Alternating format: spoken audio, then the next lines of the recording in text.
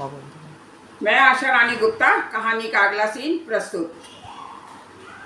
ये गाना होते ही प्रोग्राम खत्म हो जाता है तथा वकील साहब ने किरण को इनेश के साथ पिक्चर भेज दिया। किरण का मन नहीं था, परंतु पिता की जिद के आगे एक नहीं चली। ये सब बातें नीता के आगे ही हो गई थी। नीता ने सभी बातें संजीव अपने भाई को बता दी।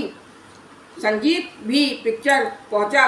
पिक्चर खत्म होने पर दोनों ही किरण इनेश पार्क में पहुंचे। किरण का मन नहीं था, परंतु इनेश के कारण जाना पड़ा। संजीव भी पार्क पहुंचकर एक पेड़ के पीछे छुप गया तथा दोनों की बातें सुनता रहा। इनेश ने किरण का हाथ दबाते हुए कहा, चलो कहीं बैठ जाए।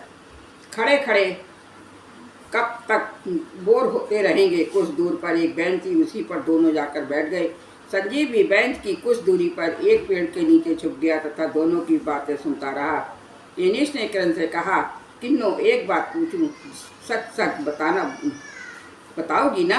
किरण, हाँ हाँ पूछो, बात सीधी होगी तो उसका उत्तर जरूर दूंगी। इनेश ने कहा कि तुम्हारे पिता ने मुझे किस लिए बुलाया, शायद तुम्हें मालूम होगा। उसके बारे में तुम्हारी क्या राय है? किरण ने जवाब दिया, मेरी राय तो भगवान ही जानने वाला है। वही मेरी इच्छाओं को पूरी करने वाला है। मेरे पास इस बात का सिर्फ यही जवाब है। मेरी राय है कि मुझ जैसी अभागी लड़की से शादी नहीं करनी चाहिए। यानी सुनता रहा। सुनने के बाद बोला कि किरण, मैं बहुत ही बड़ी आशा लेकर आया था, मेरी सारी इच्छाएं मिट्टी में मिल गईं। ये तो बताओ कि तुम किस शहजादे से इश्क लड़ा रही हो, जरा उसे हम भी तो देखें, जो अपनी किस्मत तुम्हारे साथ आजमा रहा है। किरण बोली, अभी तो मेरे ख्वाबों में कोई नहीं है जो मैं तुम्हें दिखा सकूं। कभी होगा तो जरूर दिखा दूंगी।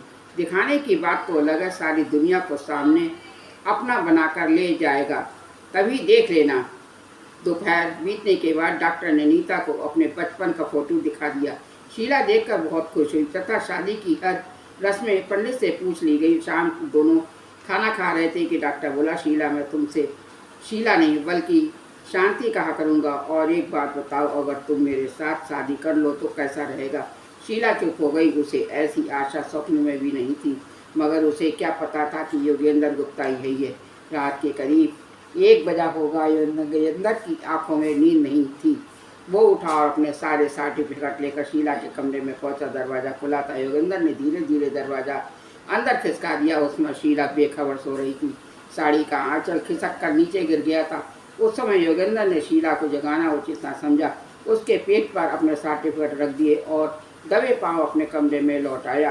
किरण बगीचे से घूमकर घर पहुंची तो वकील साहब खाने पर इंतजार कर रहे थे। फिर सबने खाना खाया और सो गए, मगर किरण की आंखों में नींद नहीं थी। धन्यवाद।